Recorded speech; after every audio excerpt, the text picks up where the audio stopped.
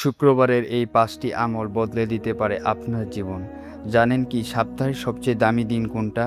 এমন একটা দিন যে দিনে করা ছোট্ট আমলও আল্লাহর কাছে অনেক প্রিয়। আজ আমি বলবো শুক্রবারের বিশেষ কিছু আমল যেগুলো আপনার জীবন বদলে দিতে পারে। আজ শুক্রবার মুসলমানদের জন্য সপ্তাহের সবচেয়ে শ্রেষ্ঠ দিন। এটা শুধু একটা সাধারণ দিন না, এটা রহমত, মাগফিরাত আর দোয়া কবুলের দিন। রাসূল সাল্লাল্লাহু আলাইহি সাল্লাম বলেছেন, সূর্য উদিত হওয়া দিনগুলোর মধ্যে জুম্মার দিন সর্বোত্তম। ভাবুন তো, আল্লাহ নিজেই এই দিনকে অন্য সব দিনের চেয়ে সম্মানিত করেছেন। কিন্তু দুঃখের বিষয় হলো অনেকেই শুক্রবারকে শুধু ছুটির দিন মনে করে। কেউ ঘুমিয়ে কাটায়, কেউ ফোন নিয়ে ব্যস্ত থাকে, আবার কেউ নামাজ শেষ করেই দুনিয়ার কাজে ডুবে যায়। কিন্তু একজন সচেতন মুসলিম জানে এই দিনটা গুনাহ মাফ আর নেকি অর্জনের সুবর্ণ সুযোগ। তাহলে চলুন জেনে নেই শুক্রবারের বিশেষ কিছু আমল। ১ নাম্বার, বেশি বেশি দরুদ পাঠ করুন।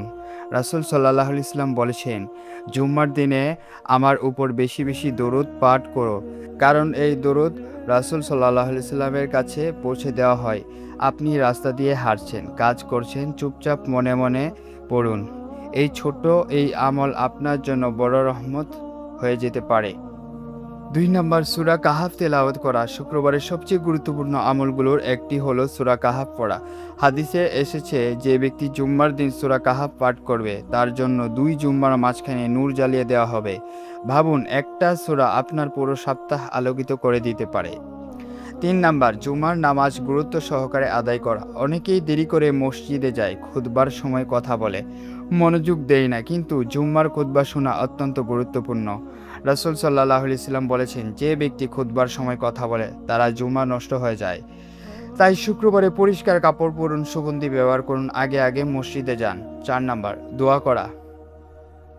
শুক্রবারে এমন একটি সময় আছে যে সময়ে বান্দা যা দোয়া করে আল্লাহ তা কবুল করেন।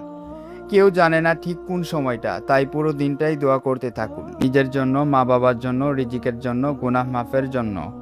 কারণ হয়তো এই শুক্রবারে আপনার জীবনের মোড় ঘুরিয়ে দিতে পারে। ৫ নাম্বার, গুনাহ থেকে তওবা করা। আমরা সবাই গুনাহগার, কেউ প্রকাশ্যে কেউ গোপনে, কিন্তু সবচেয়ে সুন্দর বিষয় হলো আল্লাহ কখনো তওবার দরজা বন্ধ করেননি। হয়তো এই শুক্রবার আপনার জীবনের শেষ শুক্রবারও হতে পারে। তাই আজই আল্লাহর কাছে ফিরে আসুন, একটু কাঁদুন, বলুন, হে আল্লাহ, আমাকে মাফ করে দিন। বিশ্বাস করুন, আল্লাহ তার বান্দার কান্না ফিরিয়ে দেন না। হয়তো আগামী শুক্রবার আমরা বেঁচে থাকবো না, তাই এই শুক্রবারটাকে আল্লাহর জন্য বদলে ফেলুন। প্রিয় বন্ধুরা, যদি ভিডিওটি ভালো লেগে থাকে অবশ্যই সাবস্ক্রাইব করে দিয়ে পাশে থাকবেন।